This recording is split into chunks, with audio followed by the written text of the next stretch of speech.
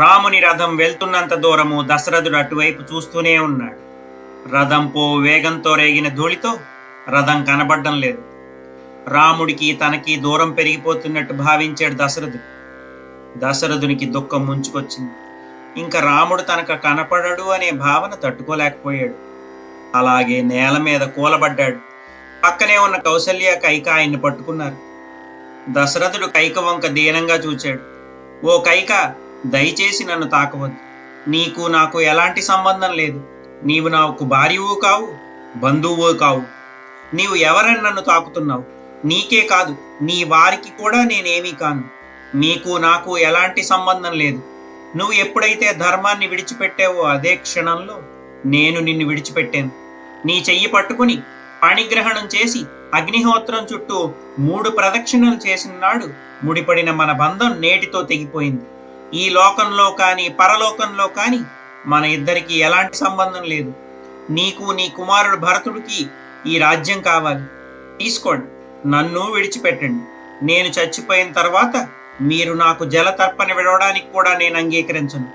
మీరు నా శవాన్ని కూడా తాకడానికి నేను అనుమతించను అని అన్నాడు దశరథుడు. చేసేది లేక కైక ఆయన్ను విడిచిపెట్టింది. కౌసల్య దశరథుని పట్టుకుని లేవనెత్తి ఆయన రథంలో కూర్చోపెట్టింది. తర్వాత తన అంతఃపురమునకు వెళ్ళిపోయింది. దశరథుడు రాముణ్ణి తలుచుకుంటూ తనలో తానే కుమిలిపోతున్నాడు. బ్రహ్మహత్యా పాతకం చేసిన వాడి మాదిరి భయంతో వణికిపోతున్నాడు. ఇంతలో వార్తాహరులు వచ్చి రాముడు అయోధ్యని దాటి వెళ్ళిపోయాడని చెప్పారు. అవును, రాముడు వెళ్ళిపోయాడు. రాముడు వెళ్ళిన రథచక్రములు జాడలు, రథమునకు కట్టిన గుర్రములు, గిట్టలు, గుర్తులు మాత్రము అయోధ్యలో కనబడుతున్నాయి. రాముడి జాడ మాత్రం కనబడడం లేదు. ప్రతిరోజు చందనం పూసుకుని హంసతూలికా తల్పం మీద నిద్రించే రాముడు ఈ రోజు ఒళ్ళంతా మట్టి కొట్టుకుని ఉండగా కటికి నేల మీద నిద్రిస్తాడు కాబోలు. మెత్తని తలగడ లేకుండా నిద్రించని రాముడు కటిక పాషాణము తల కింద పెట్టుకుని నిద్రిస్తాడేమో. అయోధ్యలో స్నేహితులు, వందిమాగదులు వెంటరాగా విహరించిన రాముడు రేపటి నుండి మునికుమారులు వెంటరాగా అడవుల్లో విహరిస్తాడేమో. మెత్తటి తివాచీల మీద నడిస్తే కందిపోయే సీత పాదాలు రేపటి నుండి కటిక రాళ్ల మీద నడవాలి కాబోలు.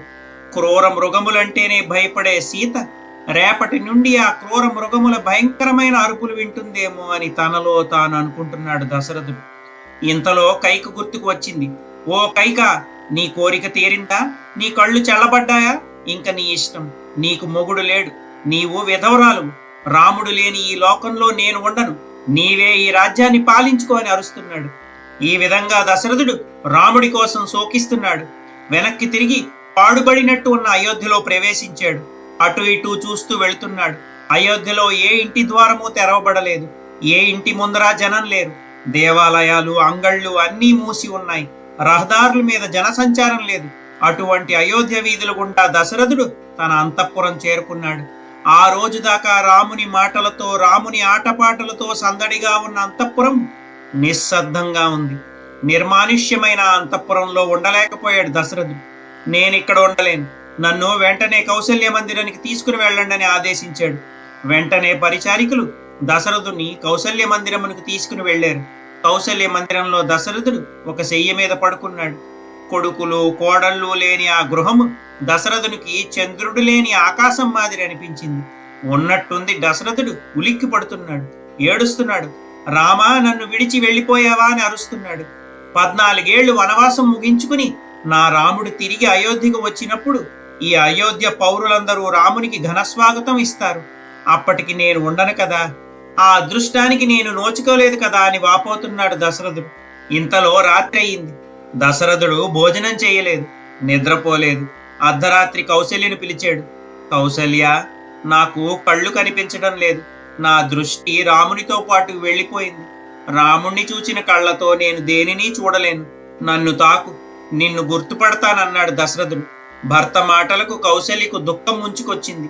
దశరథుని చేతి మీద తన చెయ్యి వేసి నిమురుతూ ఆయన పక్కనే కూర్చుంది కౌసల్య. దశరథుడి పరిస్థితి ఎలా ఉంటే కౌసల్య పరిస్థితి కూడా ఇందుకు భిన్నంగా లేదు. ఆమె కూడా రాముని విడిచి ఉండలేక మనసులోనే కుమిలిపోతూ ఉంది. దశరథుని చూచి ఇలా అంది. మహారాజా, మన జీవితంలో కైక విషము చిలకరించినది. ఇప్పుడు కుముసము విడిచిన పాము వలె నిగనిగలాడుతూ మెరిసిపోతూ ఉంది. మనము దుఃఖంతో కుమిలిపోతున్నాం. ఓ మహారాజా, రాముని అయోధ్య నుండి వెడలగొట్టిన కైక నన్ను కూడా విడిచిపెట్టదు. నన్ను వెంటాడి వేధిస్తుంది, పాము వలె కాటేస్తుంది. కనీసం కైక రాముణ్ణి అరణ్యములకు పంపకుండా తన వద్ద దాసుడిగా నియమించుకున్నా కూడా ఎంతో బాగుండేది. నా కళ్ళ ఎదుట నా కుమారుడు ఉండేవాడు. 4 ఏళ్లలో భిక్ష తీసుకుని వచ్చి నన్ను పోషించేవాడు. ఓ మహారాజా, నీవు మాత్రం తక్కువ చేశావా? దేవతలకు ఇవ్వవలసిన హవిస్సులను రాక్షసులకు ఇచ్చినట్టు రాముడికి ఇవ్వవలసిన రాజ్యమును భరతుడికిచ్చావు. ఓ మహారాజా, ఈ పాటికి నా రాముడు అడవిలో ప్రవేశించుంటాడంటావా? సీతా లక్ష్మణుడు వెంటరాగా అడవుల్లో దిక్కు లేకుండా తిరుగుతూ ఉంటాడంటావా? ఎన్నడూ కష్టములంటే తెలియని రాముణ్ణి, సీతని, లక్ష్మణుణ్ణి ఆ కైక మాట విని అడవులకు పంపావు. వాళ్ళు ఎన్ని కష్టాలు పడుతున్నారో ఏమో. ఈ వయసులో వారు సుఖాలు అనుభవించాల్సింది పోయి అరణ్యంలో అష్ట కష్టాలు పడుతున్నారు. పంచభక్ష పరమాన్నాలు తినడానికి అలవాటు పడిన వాళ్ళు ఈ అడవిలో దిక్కులేని వాళ్ల మాదిరి కందమూలములు ఎలా తింటారో కదా. రాముడు సీతతోనూ లక్ష్మణుడితోనూ అయోధ్యకు వచ్చినప్పుడు చూడడానికి నేను బ్రతికి ఉంటానా? ఆ మంగళకరమైన దృశ్యమును కళ్ళారా చూడగలనా? రామలక్ష్మణులు తిరిగి రాగానే అయోధ్య అంతా పౌర్ణమి నాటి సంద్రము మాదిరి ఎంతో ఉప్పొంగిపోతుంది కదా. రాముడు సీతను రథం మీద తన పక్కన కూర్చుంటూ పెట్టుకుని ఎప్పుడు అయోధ్యలో ప్రవేశిస్తాడో కదా. సీతారామ లక్ష్మణులు అయోధ్యలోకి ప్రవేశిస్తుంటే అయోధ్య ప్రజలు వారి మీద పువ్వులు లాజలు చల్లే దృశ్యము ఎప్పుడు కనబడుతుందో కదా. అయోధ్యలోకి ప్రవేశించే ముందు సీతారాములు అయోధ్య పట్టణమునకు ప్రదక్షిణం చేస్తూ కన్యలకు బ్రాహ్మణులకు కానుకలు ఇచ్చే దృశ్యము ఎన్నడూ చూస్తానో కదా. ఓ మహారాజా, రాముడు ఈ 14 సంవత్సరములు అరణ్యంలో మునుల వద్ద ఉండి ఎన్నో ధర్మములు శాస్త్రములు నేర్చుకుని బుద్ధి పరిణితి చెంది వస్తాడేమో కాని నా రాముడు నాకు మాత్రం ఆడుకునే 3 ఏళ్ల చంటివాడి మాదిరిగానే ఉంటాడు.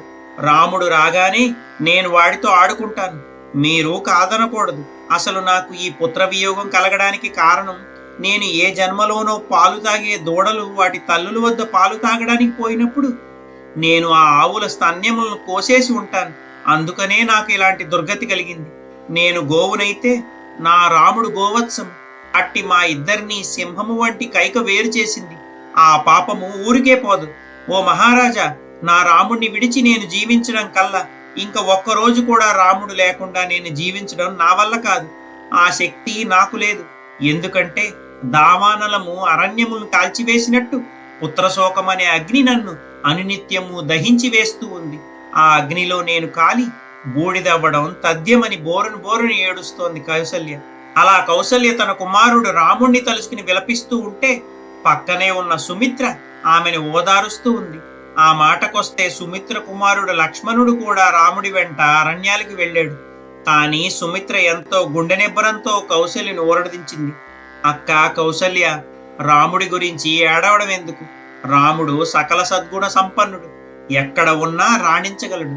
రాముడి కోసం విలపించడం తగదు.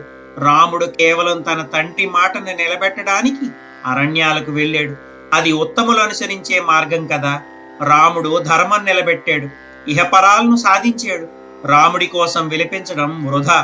అంతేకాదు, రాముడి వెంట నా కుమారుడు కూడా వెళ్ళాడు. రాముడికి సేవ చేస్తూ కాపాడుతూ ఉంటాడు. రాముడి గురించి భయం ఎందుకు?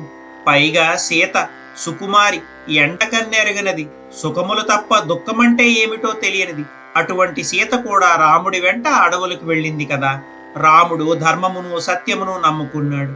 రాముడి కీర్తి ప్రతిష్టలు ముల్లోకాల్లోనూ వ్యాపిస్తుంది. దీనికి సంతోషించాలి గాని దుఃఖిస్తావెందుకు? సూర్యుడు తన కిరణములతో రాముణ్ణి శోషింపచేయుడు.